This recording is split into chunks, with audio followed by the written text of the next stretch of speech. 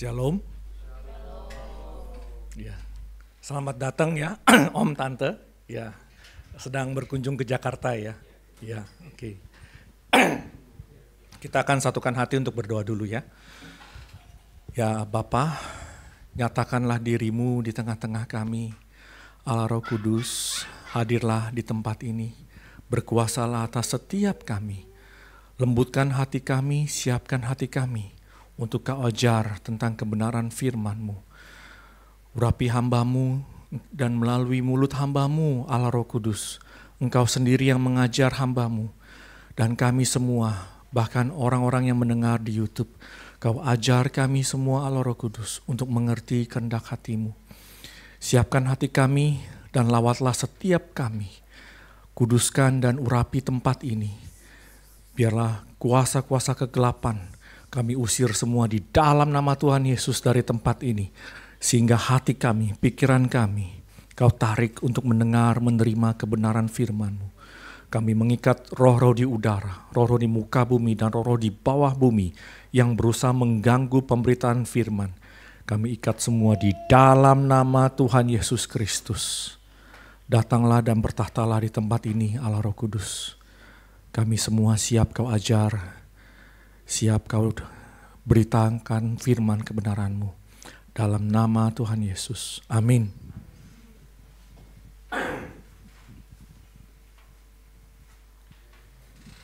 Pembacaan firman kita diambil dari 2 Samuel. 2 Samuel pasal 23.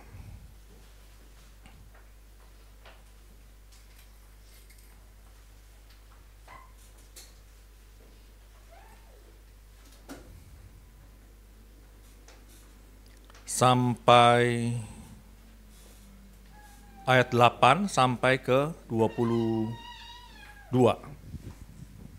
Oh, sampai 23. 2 Samuel pasal 23 ayat 8 hingga 23. Inilah para nama pahlawan yang mengiringi Daud.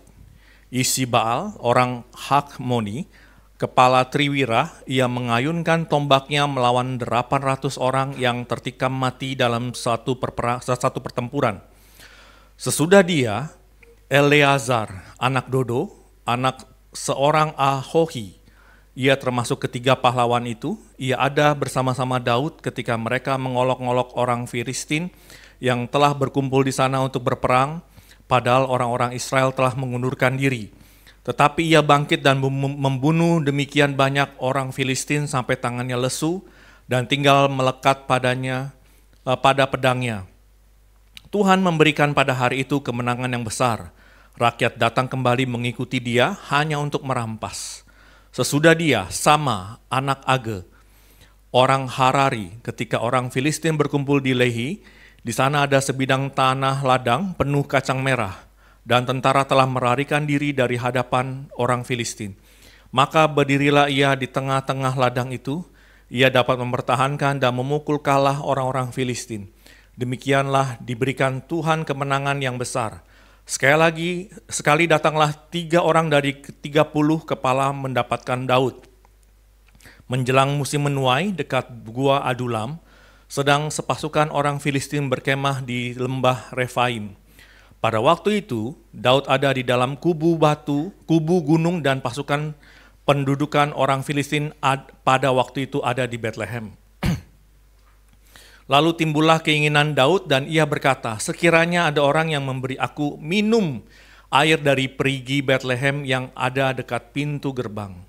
Lalu ketika pahlawan itu menerobos perkemahan orang Filistin, mereka pergi menimba air dari perigi Bethlehem yang ada dekat pintu gerbang, mengangkatnya dan membawanya kepada Daud, tetapi Daud tidak mau meminumnya, melainkan mempersembahkannya sebagai korban curahan kepada Tuhan.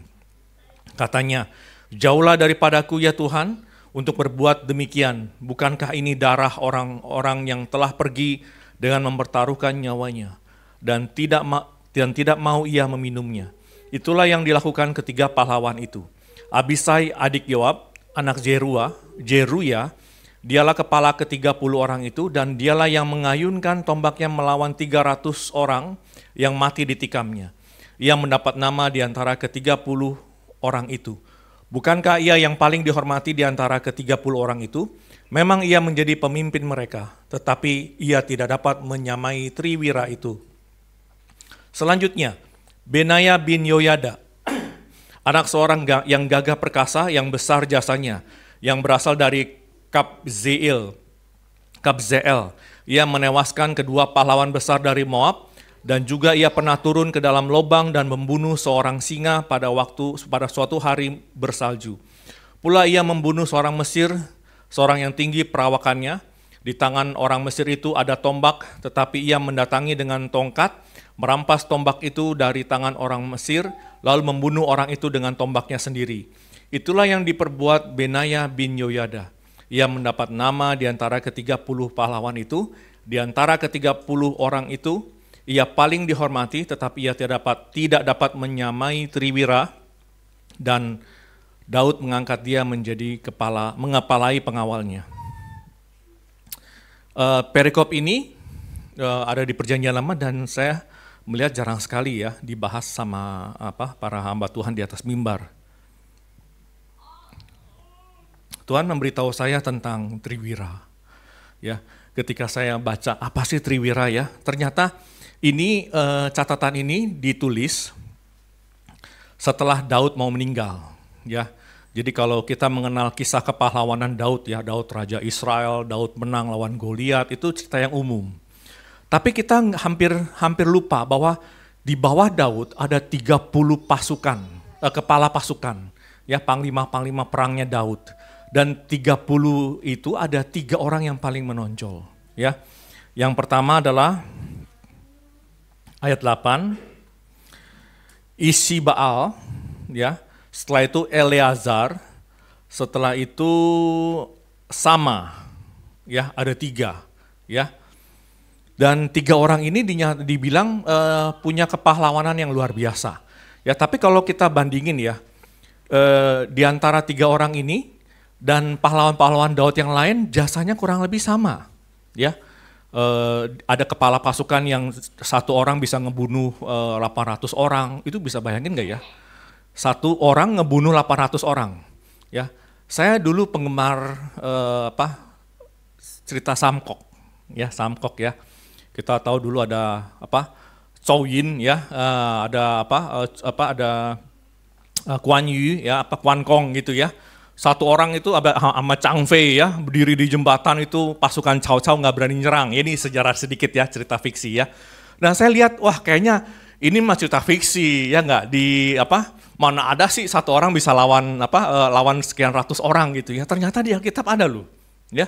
Ada satu orang yang bisa ngebunuh ratusan orang, hampir 1000. Ya kita bisa lihat waktu itu Simpson. Ya kalau kita lihat Simpson kayaknya wah wajar lah. Simpson kan dikasih tenaga supernatural ya. Dengan ya Simpson bahasa Indonesianya ya, dengan rahang keledai ya. Jadi terbalik. Dia bisa ngebunuh ribuan orang-orang Filistin waktu itu ya. Nah kita bisa melihat ternyata di zamannya Daud ada orang-orang perkasa, dan mereka itu satu orang bisa lawan ratusan orang dan membuat orang Israel jadi menang.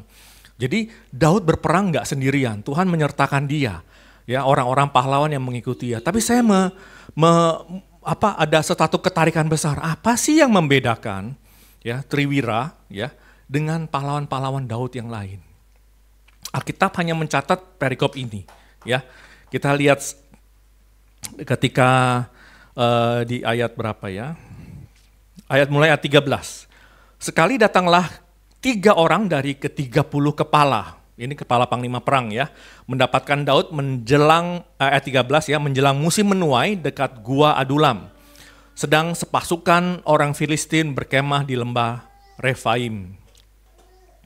Pada waktu itu ayat 14, Daud ada di dalam kubu gunung dan pasukan pendudukan orang Filistin.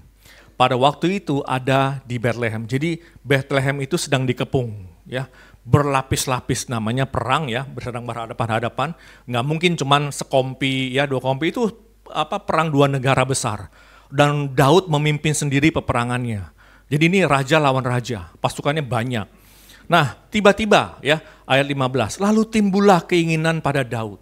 Ia berkata, sekiranya ada orang yang memberi aku minum air dari perigi Bethlehem yang ada di dekat pintu gerbang. Lalu, pasti didengar dong ya, ketiga pahlawan itu ayat 16, menerobos perkemahan orang Filistin, mereka menimba air dari perigi Bethlehem yang ada dekat pintu gerbang, mengangkatnya dan membawanya kepada Daud. Lalu Daud tidak mau meminumnya, melainkan mempersembahkannya sebagai korban curahan kepada Tuhan. Ya. Nah, kita bisa lihat bahwa keinginan Daud, ya, dia cuman bergumam aja loh. Aduh enaknya ya, bisa minum air di perigi itu sumur ya, sumur yang ada di dekat pintu gerbang Bethlehem. Lalu ketiga pahlawan ini langsung turun 3 orang doang. Terobos. Terobos itu artinya kalau saya baca terjemahan aslinya ya, menerobos itu seperti menggunting. Jadi pasukan musuh itu digunting, jadi diterobos hancur ya, sampai ke sumur, diambil airnya lalu dibawa balik. Kalian bisa lihat gak perbedaan antara 3 orang Triwira ini dengan pahlawan-pahlawan yang lain? Ya dari sisi kepahlawanan, jasa, dan kekuatan bertempur hampir dibilang nggak terlalu beda. Tapi kenapa beberapa pahlawan lain ya dibilang mereka tidak dapat menyamai Triwira itu. Mereka tidak dapat menyamai Triwira itu dalam hal apa? Dalam hal penundukan diri kepada Raja Daud. Raja Daud cuma pengen, saya kalau bisa minum itu luar biasa. Dia nggak perintahkan. Ya, tiba-tiba 3 Triwira ini sepakat sehati, ayo kita pergi. Gitu loh. Ya. Nah, dari sini saya diingatkan tentang Daud sendiri. Sikap hati ini sikap hati seperti apa sih? Ya, sikap hati yang kenal keinginan tuannya. Ya. Oh, Raja Daud punya keinginan hati seperti ini. Bahkan untuk hal yang paling sepele pun mereka siap mengorbankan nyawanya. Makanya ketika Daud menerima air itu, ya, secara spirit dia bilang, ini adalah darah orang-orang yang pergi ya mempertaruhkan nyawanya untuk saya. Saya nggak layak minum ini. Dia lalu mempersembahkan air itu kepada Tuhan. Nah, lalu saya melihat koneksinya ya. Triwira ini kenapa bisa mengikuti Daud seperti itu ya? Dan menariknya saya dapat jawabannya ada di Kisah Rasul.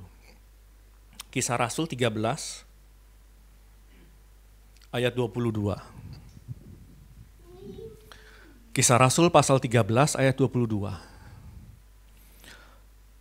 Ini ditulis oleh Paulus ya. Setelah Saul disingkirkan, Allah mengangkat Daud menjadi raja mereka. Tentang Daud, Allah telah menyatakan, aku telah mendapat Daud bin Isai, seorang yang berkenan di hatiku dan yang melakukan segala kehendakku. Kita sering ngomong ya, dengar, oh Daud adalah orang yang berkenan di hadapan Allah.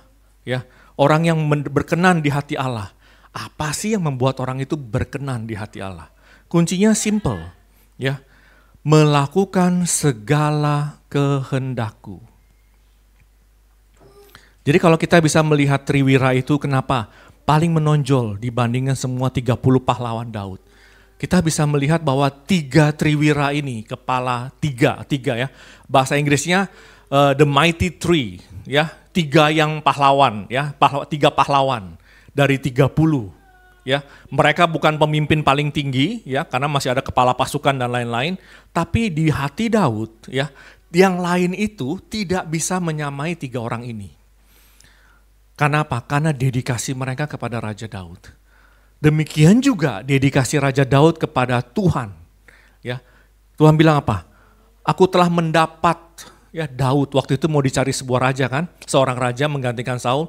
Tidak diketemukan yang lain selain Daud bin Isai, yang hatinya mau melakukan segala sesuatu yang berkenan di hati Tuhan. Kita tahu juga Daud pernah jatuh dalam dosa, ya. Tetapi selain dosa yang itu tidak dicatat lagi, yang diperhitungkan, ya. Secara sejarah Daud pernah menghitung, ya, angkatan perang bangsa Israel, Dan itu karena itu dia juga mendapat hukuman, tetapi dosa itu tidak diperhitungkan karena tidak dicatat. Yang dicatat adalah Daud melakukan apa yang benar di hadapan Tuhan, kecuali perkara Uria orang Het itu. Jadi di catatan akhir hidup Daud yang dicatat oleh Tuhan adalah yang terakhir itu. Ya, perkara Betsheba, ya orang Uria itu, sisanya nggak dihitung. Dianggap benar. Ya, apakah Daud sempurna? Enggak, ya. Kalau kita baca Mazmur Daud, dia bergumul, ya. Dia sedih, dia mencurahkan isi hatinya kepada Tuhan, tetapi dasar yang paling dalam hati Daud itu sama. Dia mau melakukan apa yang menyenangkan hati Tuhan. Ya, bahkan dengan taruhan nyawanya. Ya, kalau kita bisa melihat Daud ketika menyambut tabut Allah kembali ke Israel, dia menari-menari seperti orang sangat kegirangan, bahkan istrinya, anak Saul ya, Mika memandang rendah dia. Bahkan Daud bilang apa? Saya bahkan akan merendahkan diri saya lebih lagi. Ya, karena Tuhan semesta alam, ya, tabutnya telah masuk ke dalam ibu kota Israel, Yerusalem. Dan dia nggak lagi memikirkan, wah saya raja kan nggak patutlah melakukan hal seperti ini gitu loh. Enggak, ya. Dia bilang apa? Jangan tinggalkan aku, jangan cabut rohmu daripadaku. Inilah yang keinginan Daud yang paling besar. Ya, kalau kita lihat Mazmur Daud ya, kita bisa lihat banyak sekali jeritan isi hati dia ya. Mazmur 40 ayat 8 ya. Saya menyenangi kehendakmu Tuhan ya. Dan karena hukum-hukummu ada di dalam hati saya. Mazmur 143 ayat 10. Ajarkan saya untuk melakukan kehendakmu karena engkaulah Allahku. Dan biarlah rohmu memimpin aku di jalan yang rata.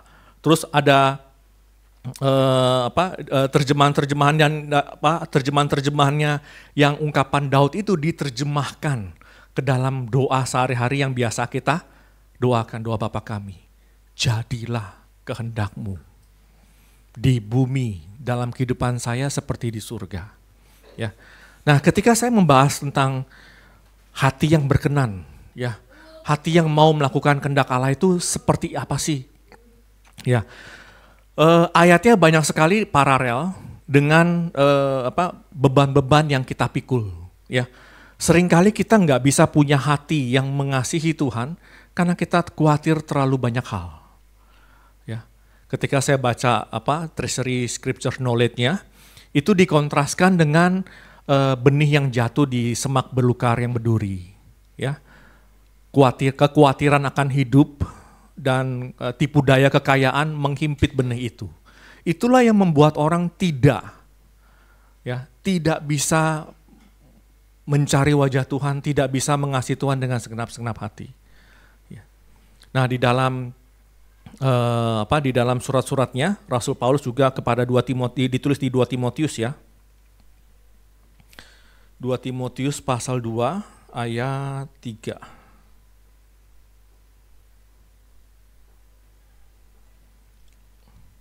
Mulai dari ayat 3. Ikutlah menderita sebagai prajurit yang baik dari Kristus Yesus. Ayat 4. Seorang prajurit yang sedang berjuang, tidak memusingkan diri dengan soal-soal penghidupannya, supaya dengan demikian ia berkenan kepada komandannya. Dari ayat ini saya bisa ngebayangin, oh Triwira kayak gitu ya. Dia nggak peduli, wah nanti kalau saya meninggal istri saya jadi janda ya. Anak saya jadi yatim, ya, nggak ada papanya. Nanti kalau saya mati gimana? Dia nggak pusing. 3 orang ini mendengar keinginan rajanya, langsung tanpa mengindahkan nyawanya lari. Tapi pertanyaannya, banyak orang yang bilang seperti ini, oh itu mau konyol, itu bodoh, ya, itu nggak bertanggung jawab, itu nggak sayang anak-anak, nggak sayang istri, itu bodoh. Ya bodoh di mata manusia. Tetapi di mata Tuhan, Tuhan mencari orang yang seperti ini. Nah, ada pemikiran yang seperti ini. Kalau begitu, Tuhan mau kita nggak sayang keluarga. Tuhan mau kita nggak bertanggung jawab terhadap anak-anak kita. Kalau gitu Tuhan nggak adil dong. Ya, bukti pemikiran seperti itu adalah bukti pemikiran orang yang nggak dewasa dalam Kristus. Ya, seringkali kita nggak mengenal siapa Allah kita. Ya, Tuhan Yesus berkata, Bapakmu yang di sorga tidak akan memberi kamu ular beracun ketika kamu minta ikan. Mungkin nggak Allah yang adalah kasih memberikan perintah dengan tujuan untuk mencelakakan kamu dan keluargamu? Tapi seringkali karena ketidakpercayaan kita, ketika kita nggak mengenal siapa Allah yang kita sembah, kita suka memikirkan dengan akal budi kita. Kalau begini, maka begitu. Kalau Allah suruh saya begini, artinya Allah nggak sayang sama keluarga saya. Kalau Allah begini, nanti keluarga saya begini. Itu bukti kita nggak mengenal Allah kita. Nggak mengenal Allah kita. Ya, berapa banyak ada kesaksian yang kita dengar ya. Kalau toko jualan paling ramai biasa hari Minggu. Ya, di hari itu kita harus datang memuji menyembah Tuhan.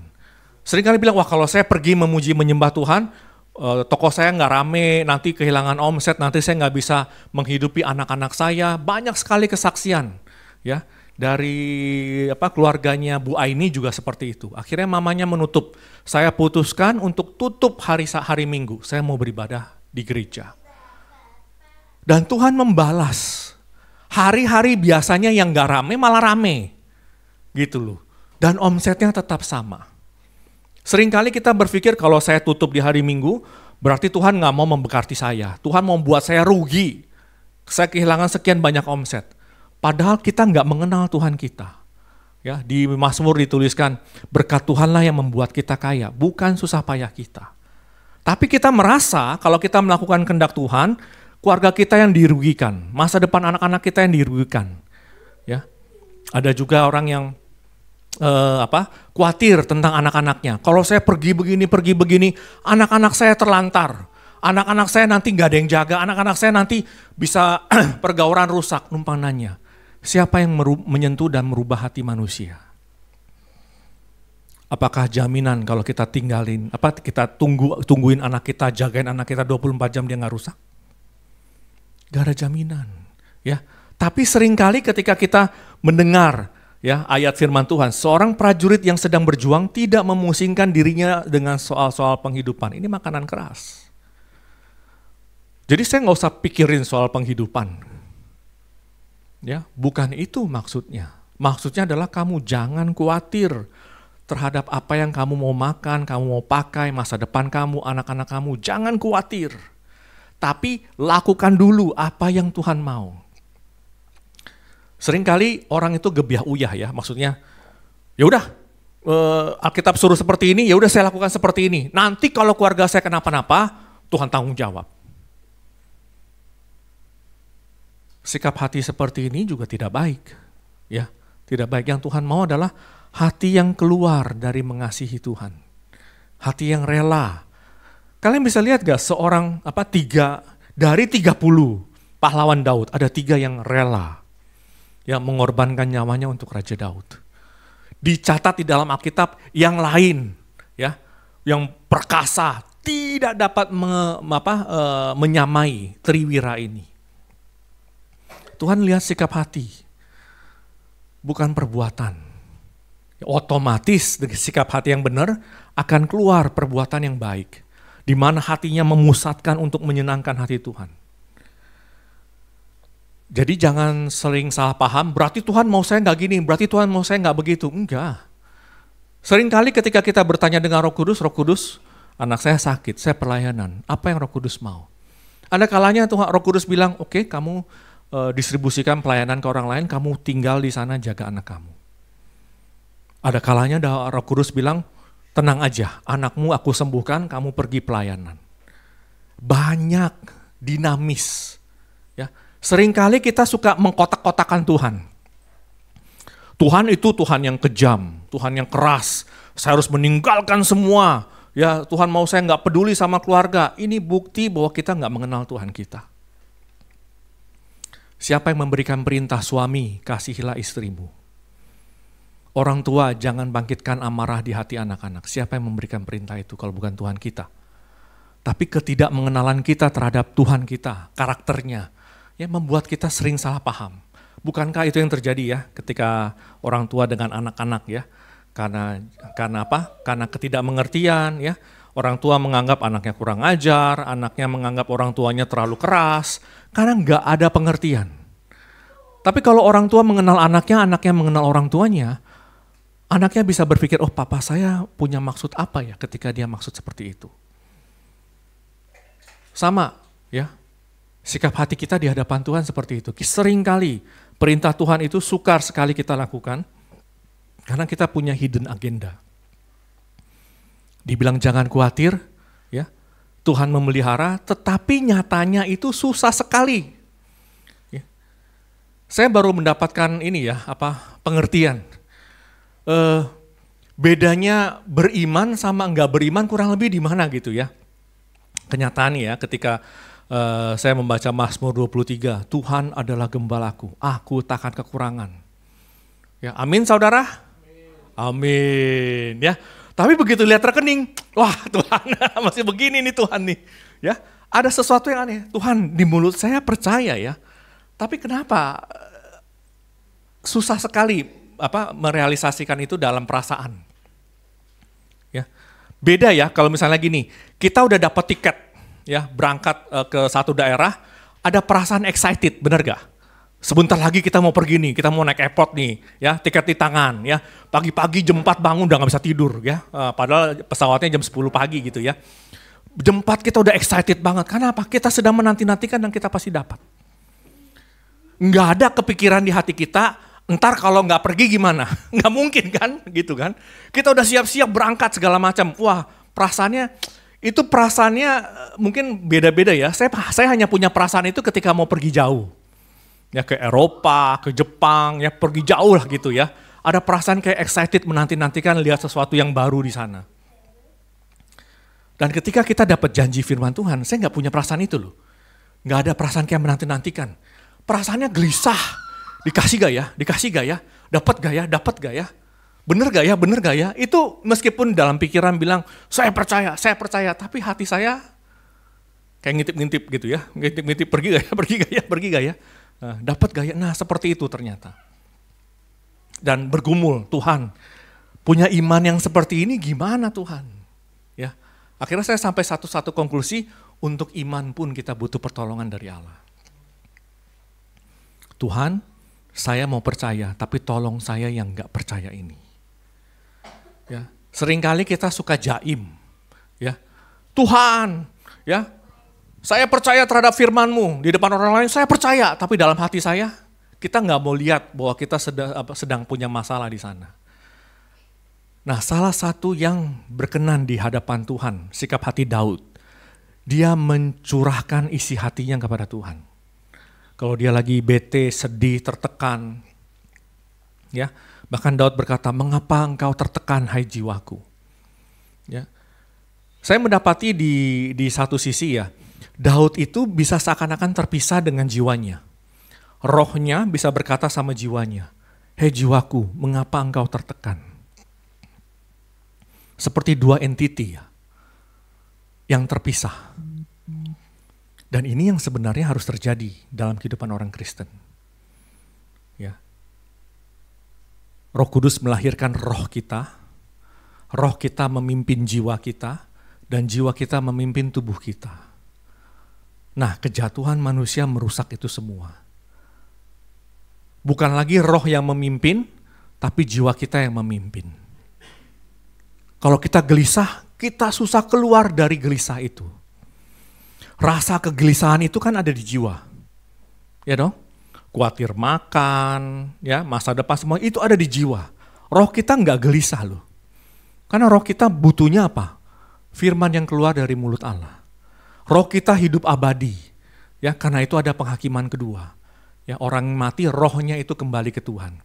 Tapi jiwa kita begitu kita selesai meninggal hidup kita di dunia ini, kita udah nggak perlu makan lagi, ya kita nggak perlu pakaian lagi, ya kita nggak perlu lagi hal-hal yang duniawi di sini. Begitu kita meninggal, makanya Daud bilang, Ayub bilang, dengan telanjang aku datang, dengan telanjang juga aku pulang. Pakaian juga nggak dibawa. Tapi seringkali manusia roh kita itu terlalu lemah. Sehingga kita sering kali dipengaruhi sama jiwa kita. Ketika jiwa kita khawatir, roh kita nggak bisa menenangkan jiwa kita. Ya. Dan bagaimana kita diperkuat rohnya kalau kita nggak intim dengan Roh Kudus yang memimpin roh kita. Ya. Kita sering sekali menjalani hidup kita dengan memakai pikiran manusia. Besok saya mau pergi, saya harus ngapa-ngapa-ngapain. Besok saya mau kerja, saya harus begini. Besok anak saya begini, saya harus begini. Anak saya lagi stres, saya harus begini, A, B, C, D. Semua pakai pikiran manusia. Tapi Tuhan yang menyelidiki hati manusia. Ya, Dia lihat. Dan kita sering sekali mengabaikan Tuhan. Kita nggak bertanya, Tuhan, apa maunya? Apa maumu Tuhan? Latihan yang paling simple, ya. Ketika kita mau pakai waktu bebas kita biasa tanya Tuhan dulu apa langsung pakai. Pekerjaan rumah udah selesai, ya. Pekerjaan sudah selesai. Waktu mau istirahat kita ngapain? Sekarang sudah bebas. Waktu me time. Kita nggak bertanya Tuhan, apa sih yang Engkau mau saya lakukan sekarang? Di waktu saya yang sejam, 2 jam sebelum tidur ini. Nonton YouTube, nonton drakor, drama Korea, nonton film seri sampai pagi. Ya. Apa yang Tuhan mau?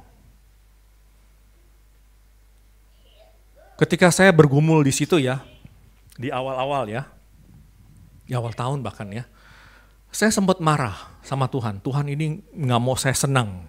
Ya, semua waktu saya diminta sama Dia. Ya, seakan-akan Tuhan tuh nggak mau saya ada healing time. Ya, Tuhan itu nggak mau saya punya waktu, meluangkan waktu bersama-sama dengan menyenangkan diri saya sendiri. Semuanya harus buat Tuhan. Akhirnya setelah saya jalanin, saya baru mengerti itu sikap saya yang nggak mengenal hati Tuhan. Saya mendapati semakin saya nonton, semakin kosong hati saya. Semakin saya mikirin ya tentang pekerjaan, tentang apa, semakin gelisah hati saya. Semakin saya berusaha menyelesaikan masalah saya, semakin gelisah saya karena masalahnya nggak selesai-selesai.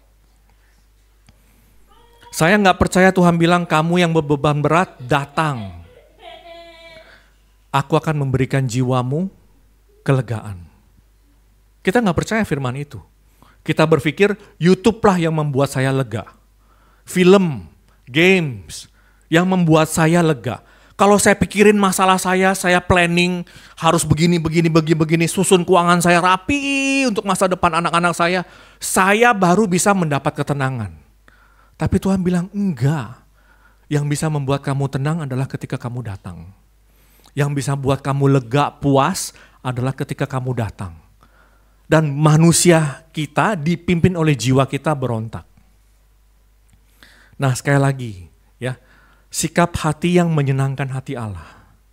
Itu hanya bisa keluar, hanya bisa dimiliki ketika kita benar-benar mengenal Allah. Oh Allah saya ternyata mengasihi saya. Pengalaman masa kecil kita suka merusak gambaran tentang ayah. Ya. Di pengalaman kecil saya, papa saya orangnya keras. Maksudnya baik mendidik saya, tapi caranya keras. Jadi saya mendatangi papa saya dengan ketakutan. Kalau saya salah, nanti saya dihukum.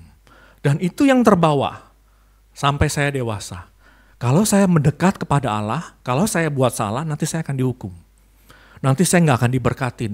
Nanti saya akan dikritikin apa segala macam. Itu yang melekat. Pengalaman-pengalaman masa lalu ini yang membuat kita, menghalangi kita untuk mendekat kepada dan mengenal Allah kita siapa. Tapi begitu kita mulai mengenal Allah kita, oh ternyata Allah Bapa yang saya kenal nggak seperti itu ya. Allah Bapa yang saya kenal itu panjang sabar sama saya, mengasihani saya, mengerti kelemahan saya. Ya, saya dapat shofar sudah ada berapa bulan ya. shofar ini diambil dari domba jantan, karena ini tanduk domba jantan. Dan hanya domba jantan yang bertanduk, betina nggak punya tanduknya. Lalu ketika saya dapat, banyak sekali yang saya harus pelajarin. Ya, waktu itu saya berusaha tiup, ternyata susah sekali tiup shofar. Lalu Roh Kudus bilang begini dalam hati saya, kamu poles, kamu sendiri yang poles. Begitu kamu selesai poles, kamu bisa tiup. Nah, saya mulai ya, saya poles. Dari shofar ini saya harus mempelajari struktur, ya, struktur ketebalan dari shofar ini. Ada yang tebal bisa dipoles agak kencang. Ada yang tipis, yang sebelah sini tipis ya. Saya nggak boleh poles terlalu kencang, karena bisa jebol, ya. Dan kalau dipoles kekencangan juga, satu bisa jebol, kedua bisa kebakar. Ada alat polesnya. Lalu saya merelasikan sama kehidupan saya. Saya seperti shofar ini, banyak baunya. Ya, pertama kali shofar ini diberikan kepada saya, baunya buju buneng. Saya cari-cari ini shofar baunya bisa bau begini, kenapa ya? Bau busuk nggak ketolong gitu ya. Setiap kali cium tuh kayak mau muntah, aduh ya. Sempet kali saya tiup, terus kan saya tarik napas ya, dari mulut. Itu masuk semua ke mulut, ampun baunya nggak tahan gitu ya. Lalu saya teliti di mana ini ya, ternyata ada songgok daging di sini, daging busuk. Ya, waduh gila ini sumber baunya ya. Saya korek, akhirnya lepas, dibor gitu ya. Ini ada tanda bornya di sini. Dan begitu lepas, baunya langsung hilang 80%. Wah, puji Tuhan, ya. Kalian bisa lihat yang Roma 8 bilang kalau kamu hidup menurut daging kamu akan mati. Ya, kalau kamu hidup dipimpin oleh Roh kamu akan hidup. Nah, daging itu ya di mata Tuhan itu busuknya luar biasa. Maka siapa yang mengikuti keinginan dagingnya dia akan mati. Dan cara Allah memoles kita, saya maunya langsung poles. Pakai alat mesin langsung set, ya bersih, ya. Tapi jebol. Ya, ada korban satu, ya. Nah, untuk memoles shofar ini, ya saya harus mempelajari strukturnya. Ya, saya harus melihat ini cukup gak, tahan gak kalau dipoles, kalau dikikir, ya. Sama. Ketika saya bergumul sama daging saya ya, seringkali saya mau Tuhan proses saya secepatnya Tuhan. Seringkali Tuhan tuh nggak proses kita terlalu cepat karena dia berbelas kasihan sama kita. Kalau kita dipoles kecepatan, jebol kitanya. Hangus, kitanya nggak kuat. Ya. Dan beberapa hari yang lalu saya pernah melakukan proses poles shofar lagi dengan Pak Thomas ya. Karena waktunya mepet, udah cepetin aja. Ditempelin terus, ya, bukannya bagus malah cacat jadinya, ya kan? Sama, akhirnya kita belajar, oh iya ya, dari cara poles shofar ini saya belajar bagaimana Tuhan begitu panjang sabar proses saya. Ya, saya maunya cepat sekali, udah Tuhan cabut aja daging saya. Nah, kalau Tuhan mengerti beneran nih, ya itu sakitnya luar biasa gitu loh. Lama prosesnya, sampai bisa mengkilat begini kurang lebih 1 harian lah. Ya, datang jam 10 sampai jam 7 malam belum selesai. Poles 1 shofar aja gitu loh. Bayangin bagaimana kita diproses sama Tuhan ya, hidup kita. Ya, ini 2 kali ya. Ada bagian-bagian yang kotornya terpaksa harus saya biarkan. Kenapa? Kalau saya poles lagi jebol. Ya, terlalu tipis. Ya, saya mulai melihat bagaimana cara Tuhan memoles kehidupan kita sebagai orang Kristen itu beda-beda. Ya, sama di anak-anak juga kan. Kita juga melihat, oh yang ini matematikanya lebih pinter, Inggrisnya terbelakang. Oh yang ini Inggrisnya lebih pinter, matematikanya terbelakang. Anak-anak kita punya keunggulan, kekuatan dan kelemahan. Sama kita sebagai orang Kristen juga punya kekuatan dan kelemahan. Pertanyaannya, apa yang kita lakukan dengan kekuatan dan kelemahan kita? Tuhan gak cari orang pintar, orang super kaya, Tuhan gak cari. Karena banyak orang pintar, banyak orang kaya tapi hidupnya melawan Tuhan. Berapa banyak orang-orang pintar tulis buku-buku tentang ateis, hidupnya jauh dari Tuhan. Berapa banyak orang kaya yang hidupnya penuh dengan kemaksiatan dunia, berapa banyak. Tuhan cari orang sederhana yang hatinya mau melakukan kehendak Tuhan. Nah, pertanyaannya, ya, pelajaran dari Triwira ya. Ya, pelajaran dari Triwira itu, mereka punya keinginan untuk menyenangkan hati Tuhan. Ya, mungkin bisa. Ya. Ya. Ya, puji Tuhan ya. Vio sekarang udah bisa nyanyi lagu rohani ya. Ya, ya. Ya. Nah, hati kita mau nggak dibentuk untuk mengenal Tuhan dulu? Ya, sangat mustahil kalau saya tanya, siapa mau menyenangkan hati Tuhan dengan segenap hatinya, dengan sangat absurd, ya, nggak mungkin. Itu hanya bisa didapat setelah orang itu mengenal Tuhan. Nah, pertanyaannya, mau gak kita mulai berdoa, Tuhan, saya mau mengenal Engkau. Kok ada ya orang di Alkitab, Daud, orang yang hatinya berkenan sama Tuhan, yang mau melakukan semua kehendak Tuhan tanpa pikir.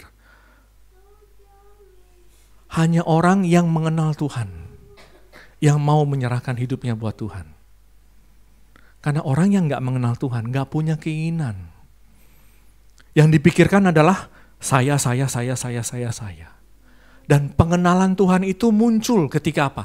Ketika kita mentaati panggilan Tuhan, datang sini. Datang. Kamu akan kuberikan kelegaan. Selama ada gelisah, kita khawatir, kita cemas, kita nggak percaya tentang masa depan kita Tuhan pelihara, kita nggak mungkin bisa mengenal hati Tuhan. Kita nggak mungkin punya hati yang mau mengasihi Tuhan dengan segenap hati, segenap jiwa, akal budi, dan kekuatan, nggak mungkin. Jadi pertanyaannya bukan siapa mau punya hati seperti itu. Karena hati itu keluar otomatis. Sama seperti seorang anak, ketika dia mengenal papanya mengasihi dia, ya dia tahu papanya bersusah payah mencari uang buat anaknya, dia tahu papanya melakukan ini untuk menyenangkan hati anak-anaknya, bertanggung jawab untuk keluarganya. Anak ini tiba-tiba mengenal lihat papa seperti itu, oh papa saya ternyata orang seperti ini. Selama ini saya salah sangka sama papa. Dan kita punya papa yang di surga, yang sering kita salah sangka. Kita pikir papa kita di surga gak peduli kita. Ya, gak peduli masa depan kita, kita berjuang sendiri. Tapi ini semua justru yang Allah mau kita nikmatin semua yang ada di bumi. Tapi seringkali kita seperti anak yang hilang. Dikasih tinggal di rumah mewah, malah mau foya-foya di luar. Akhirnya hidup kita sengsara jadi penjaga babi. Makan susah, pakaian susah, bau. Dan ketika kita menderita di kandang babi itu, kita nggak sadar. Oh, ada papa saya yang punya semuanya. Saya mau pulang. Malah kita semakin menjauhkan dan seperti anak yang hilang. Bayangin ya, anak yang hilang itu udah di kandang babi, menderita, kurang makan, ya menderita abis-abisan dah. Abis itu marah sama papanya. Ini papa nih, ya papa jahat, nggak mau. Kenapa dia nggak tahan saya untuk keluar? Kenapa dia begini? Kenapa dia begitu? Dan terus meratapi kehidupannya di kandang babi itu. Yang terjadi sama anak yang hilang itu apa? Kalau dia nggak kembali ke bapaknya, dia akan terus menerus hidup dalam penderitaan. Tapi begitu dia sadar, oh, papa saya punya banyak. Bahkan budaknya pun hidupnya lebih baik dari saya sekarang. Ya udah, saya mau balik. Siapa yang bisa membawa kita keluar dari masalah-masalah kita? Khawatir, ya beban, pemeliharaan keluarga. Ya ini bilang Indonesia mau resesi. Perasaan kebat-kebit, kita bisa gak ya, survive gak ya? Ya, nanti ke depannya gimana ya? Nanti pemerintahnya stabil apa enggak? Semuanya kita pikirin. Kita lupa ada Tuhan, ada papa kita gak mau balik. Nah hari ini saya mengundang kita semua, ya, ayo jalan pulang seperti anak yang hilang itu. Papa, saya telah berdosa terhadap surga dan terhadap Bapa. Saya nggak layak disebut sebagai anak Bapak, jadikan aja saya seorang hamba. Tapi belum ngomong selesai, apa yang terjadi sama bapaknya? Bapaknya lihat dari jauh, dia lari mendekat, dia peluk. Bapak kita nggak peduli, kita bau, kita penuh kelemahan, kita penuh dengan dosa, dia nggak peduli. Selama kita berbalik, ya, jubah kotor kita dia bisa ganti yang baru. Tubuh kita yang busuk, ya, bau babi, ya, bau kotoran babi, dia bisa bersihkan. Dia berikan kita cincin. Cincin itu cincin kuasa loh. Sehingga kita tidak lagi diinjak-injak sama musuh kita. Dan dia mengadakan pesta untuk kita. Nah hari ini, ya, sebelum kita merenungkan lebih lanjut terkait hati yang berkenan di hadapan Tuhan, hati yang rela melakukan semua kehendak Tuhan, kita mundur, ya, kita mau datang ke Tuhan, ya, biar hari ini terjadi pembebasan. Tuhan, saya gelisah, Tuhan, saya khawatir hidup saya khawatir anak-anak saya khawatir pekerjaan saya khawatir masa depan saya. Tuhan, saya khawatir. Tuhan, saya nggak bisa lepas dari dosa yang terus-menerus membungkus saya. Tuhan, kenapa hidup saya seperti ini? Tuhan, saya serahkan. Saya mau kembali. Ya, Papa, saya pulang. Ya, kita punya Papa kita yang di surga yang selalu nungguin kita dari jauh. Begitu kita kelihatan dari jauh, Bapa kita akan lari mendapati kita. Nah, setelah kita mengenal dengan Bapa kita, merasakan cintanya, yang meskipun kita telah melakukan banyak sekali kesalahan, tetap masih mau menerima dan mengampuni kita, timbul percaya. Ternyata Papa saya tidak seperti yang saya pikirkan. Bapa kita di surga, ya. Setelah itu mulai, oh, saya kok rela ya mengasihi Papa seperti ini. Saya kok rela ya mau buat Allah Bapa jadi senang. Saya kok rela ya mau mengenal Tuhan lebih lagi. Nah pagi ini, ya, saya mengundang kita semua bangkit berdiri. Ya. Saya akan pimpin jemaat masing-masing berdoa dalam hati mengikuti atau mengamini, ya, perkataan yang keluar dari mulut saya. Ya, Bapa, Engkau yang mengerti setiap pergumulan hati kami. Tampak luar kami terlihat tegar menghadapi hidup ini. Tetapi Engkau yang menyelidiki hati dan batin manusia. Tidak ada yang tersembunyi di hadapan-Mu. Inilah kami Bapa, manusia-manusia yang penuh kelemahan. Kami khawatir terhadap kehidupan kami. Kami memiliki masalah dalam keluarga kami. Masalah dengan anak-anak kami. Kami khawatir akan pemeliharaan di masa depan. Kami juga masih bergumul terkait dosa-dosa yang terus menghimpit kami. Bapa, berbelas kasihan kepada kami. Pagi ini kami datang kepadamu Bapa, mengakui semua yang ada di dalam hati kami, dalam hidup kami. Kami datang telanjang dan kami mengamini bahwa tidak ada yang tersembunyi di hadapan Engkau. Hidup kami telanjang, Engkau yang mengerti isi hati kami. Apa yang kami perbuat di dalam hati Engkau lihat Bapa. Bapa, kami mau mengenal Engkau lebih dalam sesuai dengan firman-Mu. Engkau telah mengundang setiap kami untuk datang supaya beban-beban kami dilepas, supaya kami memperoleh kelegaan. Tuhan Yesus, tariklah kami untuk datang, untuk masuk ke dalam kasih-Mu. Lepaskan kami dari penderitaan kami, dari pergumulan dosa, dari kekhawatiran, dari hati kami yang selalu gelisah. Ampuni kami, ampuni kami. Dan hari ini kami mengakui bahwa Tuhan Yesus Kristus adalah Tuhan dan Juru Selamat kami. Masuklah ke dalam hati kami dan bebaskan kami dengan darah Tuhan Yesus. Semua beban-beban terlepas di dalam nama Tuhan Yesus. Semua kegelisahan, kekhawatiran terlepas di dalam nama Tuhan Yesus.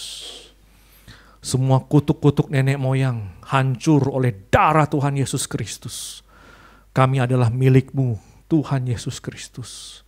Engkau adalah Tuhan kami. Pagi ini bertahtalah dalam kehidupan kami, Tuhan Yesus. Nyatakan kehendak-Mu. Hadirlah kerajaan-Mu di dalam kehidupan kami. Mulai pagi ini kami hancurkan Kuasa-kuasa kegelapan atas tubuh, jiwa, roh kami di dalam nama Tuhan Yesus. Hancur, hancur, hancur di dalam nama Tuhan Yesus. Belenggu-belenggu lepas. Kemurahan Allah turun atas kami semua. Beban-beban diangkat. Kekhawatiran-kekhawatiran sirna. Karena janji Allah yang kami pegang. Penyakit-penyakit hancur oleh kuasa darah Tuhan Yesus. Dipulihkan tubuh yang lemah, dipulihkan tubuh yang sakit, dipulihkan jiwa yang terluka, dipulihkan jiwa yang khawatir, jiwa yang beban berat, dipulihkan di dalam nama Tuhan Yesus.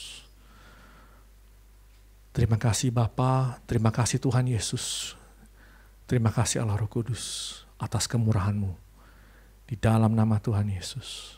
Amin. Silakan duduk. Ini langsung.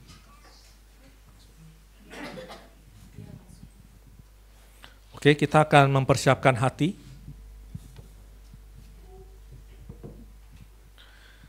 Kita akan masuk ke dalam perjamuan kudus.